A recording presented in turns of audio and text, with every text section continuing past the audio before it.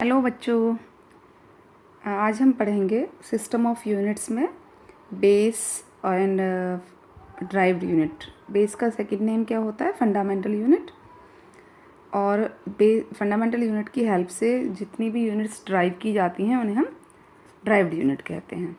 तो last class में आपका हो चुका था फंडामेंटल क्वांटिटी और ड्राइव्ड क्वांटिटी। अब यूनिट क्या है? What is unit? Basically, unit is the arbitrary chosen standard of measurement of quantity which is accepted internationally, जिसको हर जगह हम एक्सेप्ट कर सकें, है ना बेटा? ओके, तो उसे आप यूनिट कहते हो। यूनिट आपकी इन क्वांटिटीज़ की हैं, फंडामेंटल क्वांटिटीज़ की और ड्राइव्ड क्वांटिटीज़ की। तो इसके बेस पर आपकी जो यूनिट हैं वो बेसिकली मेन तो दो टाइप्स होते हैं आपके। कौन कौन से हैं वो? बेस यूनिट, जो भी बताया मैंने, बेस यूनिट या fundamental unit. Fundamental unit and second derived unit, derived unit and third one बहुत इम्पोर्टेंट है वो सप्लीमेंट्री यूनिट। सप्लीमेंट्री यूनिट कई जगह यहाँ पर फंडामेंटल के साथ ही सप्लीमेंट्री यूनिट्स को भी दे रखा है कई बुक्स में। तो आपकी जो बेस यूनिट हैं जिनको हम फंडामेंटल यूनिट कह रहे हैं, फंडामेंटल क्वांटिटी कौन सी थी? मैंने आपको 7 क्वांटिटी के बारे में बताया था लास्ट क्लास में। फंडामेंटल क्वांटिटीज़ कौन सी होती हैं बेटा? जिनको हम which does not relate in one another, और जिसको आप किसी से ना बनाओ, दैट आर द बेस। वो खुद अपने आप में एक बेस क्वांटिटी हैं। उन्हीं की यूनिट्स को आप क्या कहते हो? फंडामेंटल यूनिट कहते हो, जिनको आप किसी और के टर्म में नहीं डाल सकते हैं। That are the base unit are called fundamental units. तो आपको कितनी क्वांटिटी बताई थी मैंने? 7 quantity. There are 7 quantities are fundamental and so much values are derived. Derived unit तो बहुत सारी हैं। आप फंडामेंटल की हेल्प से कितने भी ड्राइव्ड क्वांटिटी और ड्राइव्ड यूनिट निकाल सकते हैं। अभी बात करते हैं फंडामेंटल क्वांटिटी की यूनिट्स की। तो अभी मैं ऐसा ही सिस्टम में बताऊंगी, बाकी सिस्टम्स भी मैं अभी डिफाइन करूंगी कि कितने टाइप के सिस्टम होते हैं।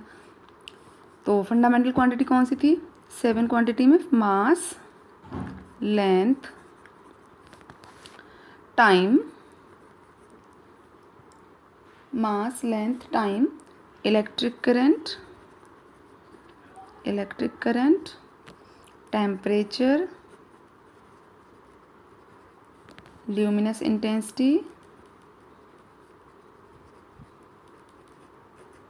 And amount of substance. हो गई 7 कंप्लीट। आपको समझ आ गई? मास ये लर्न रखनी है आपको। Mass, length, time, electric current, temperature, luminous intensity and amount of substance. अब जो इनकी यूनिट है, मास को जैसे हम किलोग्राम में लेते हैं, लेंथ को आप मीटर में लेते हैं, टाइम को आप सेकेंड में डिफाइन करते हैं, इलेक्ट्रिक करंट को आप एम्पियर में लेते हैं, टेम्परेचर को आप केल्विन में लेते हैं, ल्यूमिनस इंटेंसिटी की यूनिट होती है candela and amount of substance की मोल। तो ये 7 यूनिट यहाँ से आई। इन 7 किसकी? फंडामेंटल क्वांटिटी की। ये 7 क्या कहलाती हैं? आपकी फंडामेंटल यूनिट्स कहलाती हैं। ओके बच्चों, यहाँ तक क्लियर हो गया सबको? नेक्स्ट है ड्राइव्ड। नेक्स्ट क्या है आपकी? ड्राइव्ड।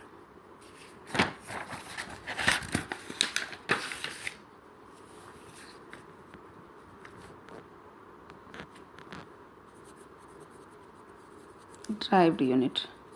ड्राइव्ड यूनिट क्या है? जो किसकी हेल्प से ड्राइव करा जाए? Which are derived by help of fundamental quantities. Fundamental quantity और उनकी यूनिट से जो ड्राइव की जाए वो क्या होंगी? आपकी ड्राइव्ड यूनिट कहलाई जाएंगी। अब जैसे फॉर एग्जांपल कोई भी ले सकते हो आप, बहुत सिंपल। आपके पास फंडामेंटल क्वांटिटी थी लेंथ, और उसकी यूनिट क्या ली आपने? मीटर। ये है फंडामेंटल यूनिट। इसकी हेल्प से सपोज़ करो मैं एरिया की बात करती हूँ, वॉल्यूम की बात करती हूँ। एरिया का क्या फॉर्मूला होता है? Length into breadth. तो लेंथ की यूनिट मीटर, ब्रेड्थ की यूनिट भी मीटर। क्या होगी इसकी यूनिट? Metre square. ऐसे ही वॉल्यूम की यूनिट निकालें हम तो कितना हो जाएगा? L into B into H, metre into metre into metre, कितना हो गया? Metre cube. तो ये सब क्या हैं? आपकी ड्राइव्ड यूनिट हैं। ऐसे बहुत सारी आप ड्राइव्ड यूनिट निकाल सकते हैं, बहुत काफ़ी ज़्यादा क्वांटिटी में है, कोई भी आप इनकी हेल्प से निकाल सकते हैं। अब जैसे सपोज़ करो मैं और दे देती हूँ आपको एग्जांपल, स्पीड की बात करें हम, स्पीड का क्या फॉर्मूला होता है? Distance upon time.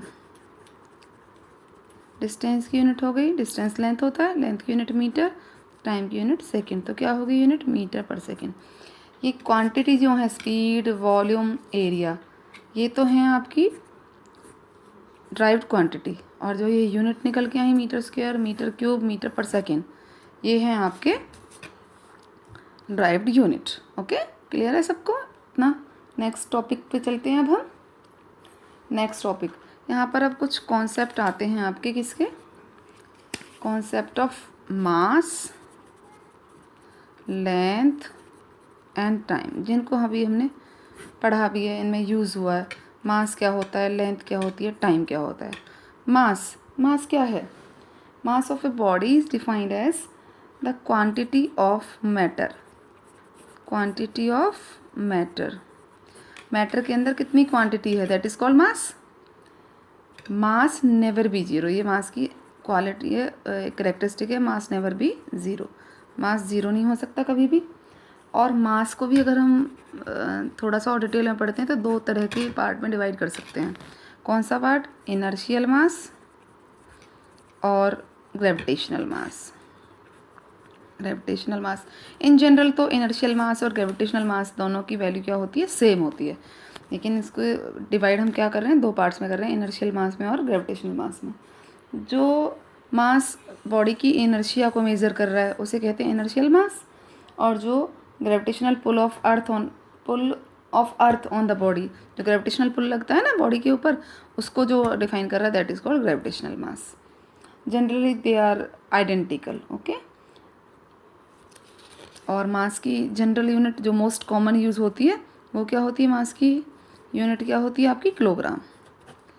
तो यहाँ तक सबको समझ में आ गया होगा। मैंने फंडामेंटल यूनिट्स करा दी आपको और ड्राइव्ड यूनिट करा दी। ड्राइव्ड यूनिट के बाद हमारा टॉपिक शुरू हुआ मास, लेंथ और टाइम का। तो कॉन्सेप्ट मास क्लियर है सबको?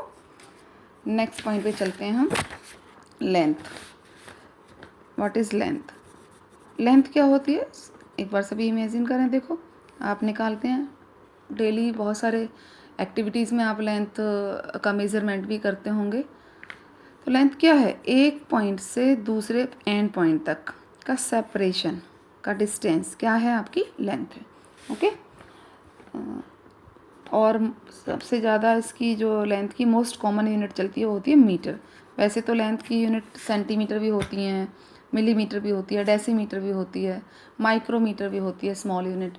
तो लेकिन जो जनरली जो मोस्ट कॉमनली जो बहुत ज़्यादा यूज़ होती है वो कौन सी होती है? आपकी मीटर। ओके बेटा, नेक्स्ट है टाइम। अब कोई टाइम को डिफाइन कर सकता है? What is time? टाइम क्या है? ऐसे तो आप आपने डेली देखते हैं इतना टाइम हो गया, उतना टाइम हो गया, तो क्या है टाइम? बेसिकली जो आइंस्टाइन ने बताया हमें, आइंस्टाइन ने बताया what a clock read, clock ने जो रीड किया, what a clock read, clock जो रीड करती है that is the time. Any phenomena that repeats itself regularly, कोई भी फिनोमिना है वो अगर रेगुलर इंटरवल के बाद रिपीट होता है तो वो भी क्या है आपका? दैट इनबिल्ट जो आपका क्या होगा? आपका मेजर ऑफ टाइम होगा। जैसे फॉर एग्जांपल, मैं आपको एक एग्जांपल से क्लियर करती हूँ। Our heart beats regularly is an inbuilt clock in every human being. क्या आप अपने हार्ट की बीट एवरी टाइम अपनी घड़ी से मेज़र करते हैं? नहीं, लेकिन ये क्या है? एक तरह से इनबिल्ट क्लॉक है जो आपकी बॉडी के अंदर है, जो कि हर मिनट में क्या करती है? रिपीट करती है।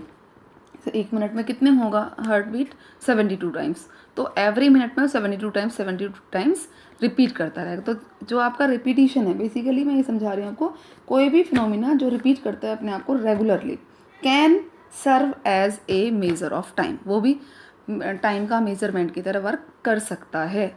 एग्जाम्पल जैसे अभी हार्ट बीट कर दिया, और एग्जाम्पल क्या हो सकता है, रोटेशन ऑफ अर्थ। अर्थ का रोटेशन क्या है आपका 24 आवर्स में कंप्लीट करता है अर्थ एक रोटेशन अपनी एक्सिस पर, तो एवरी 24 आवर्स में ही करता है, तो that is also called time का मेजरमेंट। ओके, वैसे मोस्ट कॉमन जो यूनिट होती है टाइम की वो क्या होती है आपकी second. Second is a most common unit used for time. Now हमारा टॉपिक जो हम कर रहे थे अब तक, तो हमने ये टॉपिक पहले भी कर लिया। अब नेक्स्ट टॉपिक है आपका सिस्टम ऑफ यूनिट्स।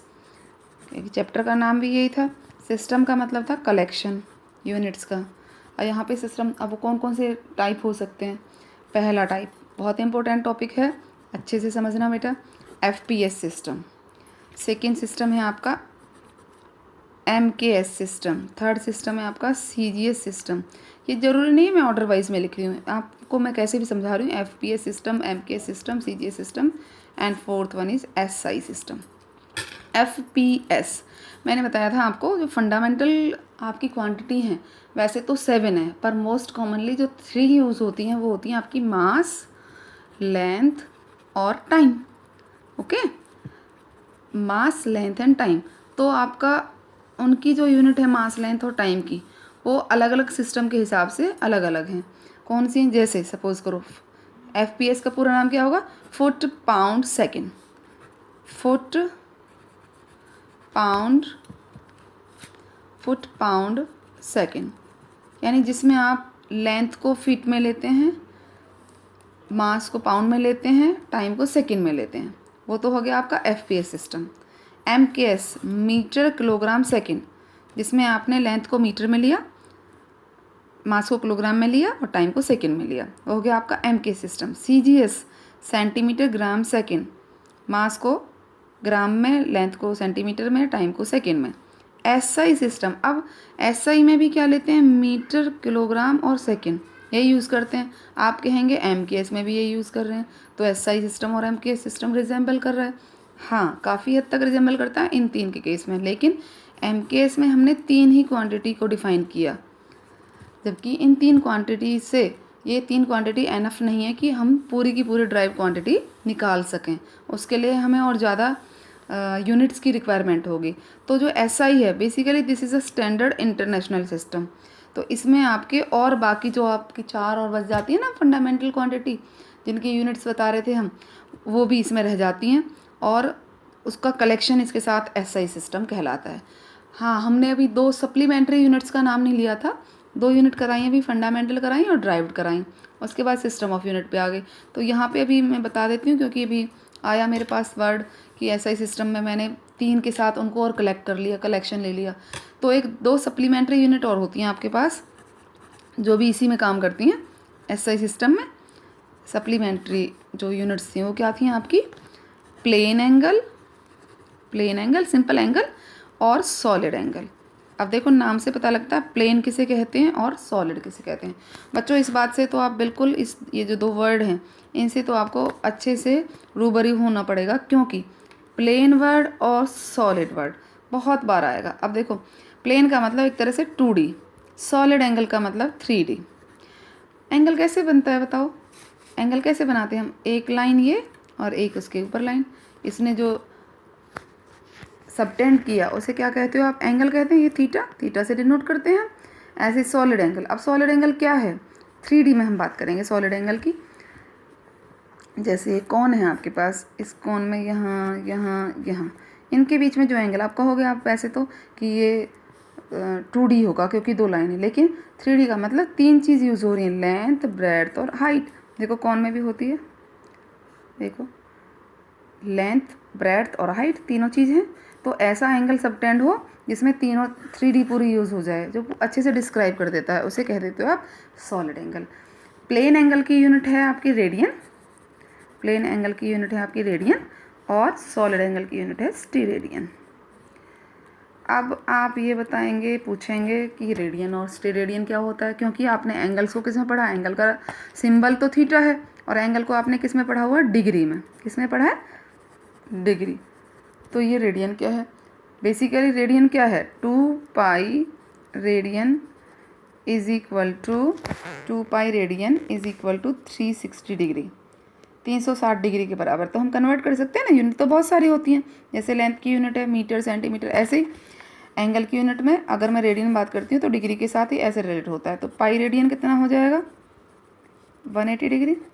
ऐसे ही पाई बाय 2 रेडियन कहूँगी तो आप निकाल सकते हैं। आप समझ गए होंगे आप अच्छे से कि रेडियन क्या है, और आपका स्टेरेडियन सिंपल वही है किसमें, लेकिन 3D में है। तो प्लेन एंगल और यहाँ पर सॉलिड एंगल भी डिफाइन कर दिए और आपके system of unit complete define हो गई। यहाँ तक का कंप्लीट हो गया बच्चों, अच्छे से समझ आ गया होगा सबको और पता लग गया होगा कि ये किस किस की यूनिट है, हमने कौन से सिस्टम में किसको किस में लेते हैं, कि लेंथ को किस में लेते हैं, टाइम को किस में लेते हैं, आप मास को किस में लेते हैं। ये 3 जो बेसिक क्वांटिटी हैं वो सबसे ज़्यादा यूज़ होती हैं कॉमनली, बाकी आपकी जो कलेक्शन है वो और सारी ड्राइव्ड क्वांटिटीज़ को निकालने के लिए ज़रूरी होता है। इज़ इट ओके बेटा?